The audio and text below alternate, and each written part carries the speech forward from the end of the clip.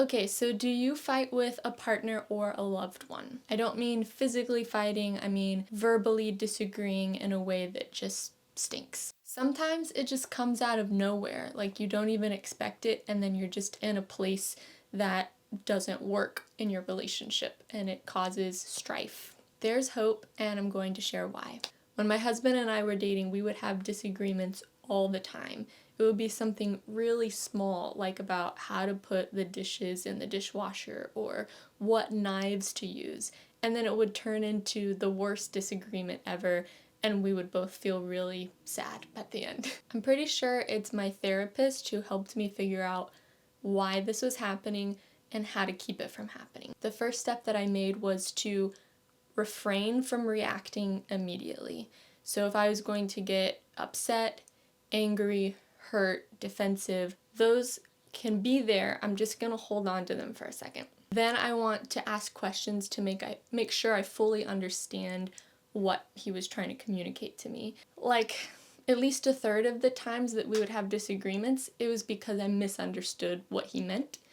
And if I had just understood that, we wouldn't have had the disagreement in the first place. But let's say I do understand what he means and I'm still offended. Usually the source of a disagreement is a symptom of something else. It's usually one of two categories. It triggers something in me from a hurt or a struggle or a fear, or it's a symptom of a hurt, struggle, or fear that he has. So let's say in the category of it's a trigger for me. When I'm triggered, it controls how I react, it controls how I feel, it controls how I can function in the moment. I have the opportunity to seek healing in that area. I can seek counseling, I can journal, I can pray, I can seek forgiveness if that's necessary. And if I can work through my struggle with that trigger, then I can be free of that. I'll have fewer opportunities for a disagreement to come forth from that. Okay, so the second option, it could be a symptom of your partner's hurt or fear. I can respond just to that symptom and say, no, that's wrong. No, we're not going to do that. Absolutely not. What are you thinking? Or I can look further and see why that symptom is there. Because if I don't get to the root or understand the root of the problem, that symptom is going to keep coming up and we're going to keep having disagreements because of it.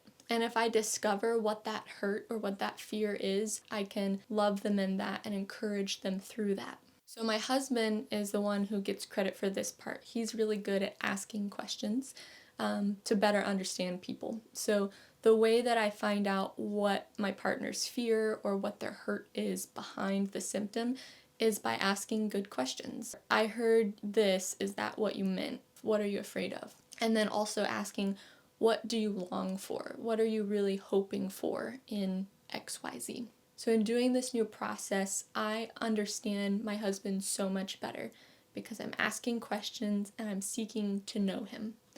One of the things that I discovered, it's not really a hurt exactly or a fear exactly, it's more of a mindset that was maybe the root of some other symptoms, was the idea that he needed to be perfect in order for me to love him. But it's not true. I love him even when he makes mistakes, and he doesn't have to be perfect for me to think that he's awesome. I was able to assure him through my actions, through my reactions, and my verbal affirmation. And by doing this new thing, I understand myself better. The one example of this is when my husband and I were working on a project in our house, and he realized that he needed a tool for something that we were going to do. And my husband and I were saving for a specific financial goal. And because of my personality and my past experience, I was hyper focused on that goal. So any sort of spending, I felt like it took away from that goal if it was something that we didn't absolutely need. And that created a really stressful and kind of stingy environment. My husband felt like he couldn't make any financial decisions. If he did, it was going to create relational stress. Now that I've dug into that topic, I'm not as controlled by fear around money.